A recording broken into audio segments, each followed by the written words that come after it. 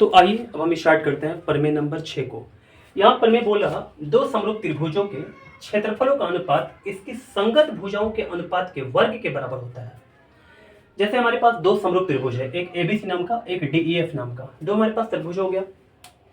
बोला कि दो समरूप त्रिभुजों के क्षेत्रफलों का अनुपात यानी कि इसका क्षेत्रफल और बटे में इसका क्षेत्रफल, ठीक है, यानी कि इसका क्षेत्रफल और इसका क्षेत्रफल का अनुपात जो होगा इसकी संगत भुजाओं के अनुपात के, संगत भुजाओं का अनुपात क्या होगा, जैसे ए बी बटे में डीई इतना करके आप इसका स्क्वायर कर लीजिए, एसी बटे में डीएफ इसका दोनों का अनुपात करके एसी का और डीएफ का अनुपात करके वर्ग कर दीजिए, बीसी का और ईएफ का अनुपात निकाल करके इसका वर्ग कर दीजिए जैसे। और जो ये होगा यानी कि संगत भुजाओं का जो अनुपात होगा इसका वर्ग कीजिएगा तो ये सब बराबर रहेगा। देखिए आपको समझ में सब कुछ नहीं आ रहा होगा, मैं एक एक बताता हूं तब समझ में आपको आएगा। मैंने फिगर 2 बना लिया, ठीक है, आराम से देखिएगा। तो एबीसी और डी बना लिया, ये दोनों त्रिभुज समरूप है, मैंने अभी बताया।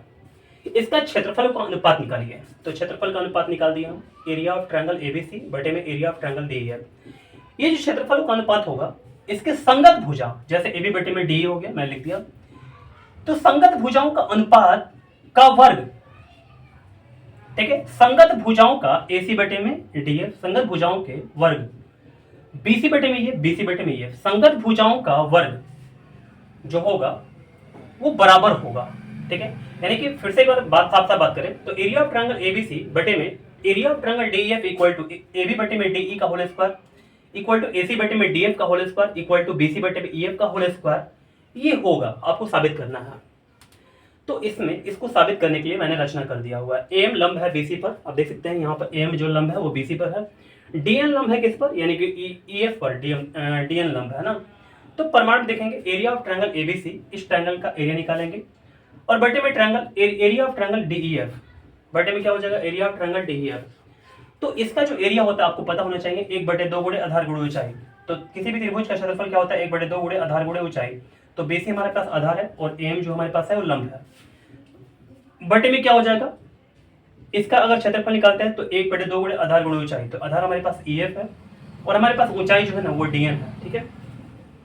अब देखिएगा तो हमारे पास इतना हो गया, 1/2 कैंसिल हो जाएगा, तो बीसी इंटू एम ऊपर बचा और ईएफ इंटू डीएन बचा। मैं इसको क्या कर दिया, बीसी बटे में ईएफ कर दिया गुणे एम बटे में डीएन कर दिया। ऐसे चाहे तो हम लोग कर सकते हैं, ठीक है।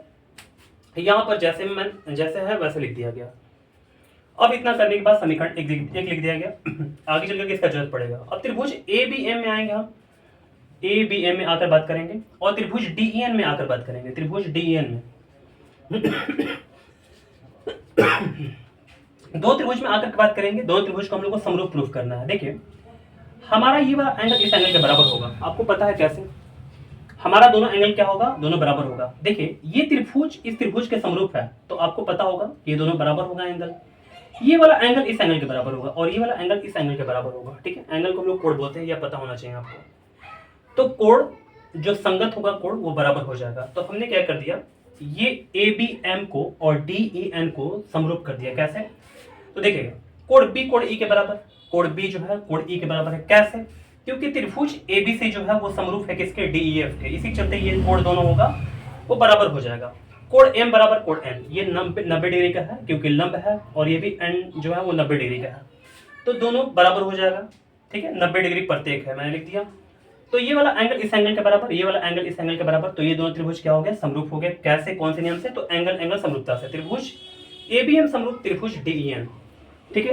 एंगल समरूपता से दोनों त्रिभुज क्या हो जाएगा, समरूप हो जाएगा, ठीक है। इतना तक आपको समझ में आ गया होगा लगभग, ठीक है। अब आगे बढ़ते हैं। जब ये दोनों त्रिभुज समरूप हो गया तो हम बोल सकते हैं कि एबी बटे में डी, एबी बटे में डी और एम बटे में डीएन, एम बटे में डीएन हो गया। कैसे, सीपीएचटी से, corresponding part of similar triangle, ठीक है। अब देखिएगा हमारे पास ये समीकरण 2 हो गया, थोड़ा ध्यान दीजिएगा। समीकरण 1 में हमारे पास ये वाला है, समीकरण हमारे पास 2 वाला यहाँ पर है ना।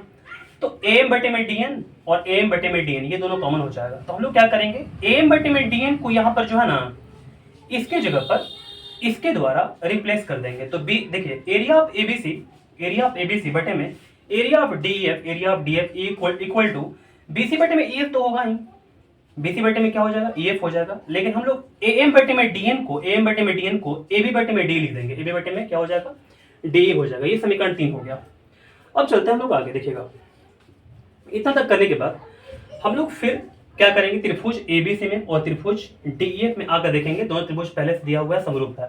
तो त्रिभुज एबीसी, चूंकि त्रिभुज एबीसी समरूप है किसके, डीईएफ, त्रिभुज डीईएफ के। एबीसी जो है ना वो त्रिभुज डीईएफ के समरूप है। इसी के चलते क्या हो जाएगा, एबी बटे में डी, एबी बटे में डी, बीसी बटे में ईएफ, बीसी बटे में ईएफ हो गया, और एसी बटे में क्या हो जाएगा, डीएफ हो जाएगा, एसी बटे में डीएफ हो जाएगा। ये समीकरण 4 हमारे पास हो गया। समीकरण 3 और 4 से देखते हैं। देखिए ध्यान से थोड़ा देखना पड़ेगा आपको।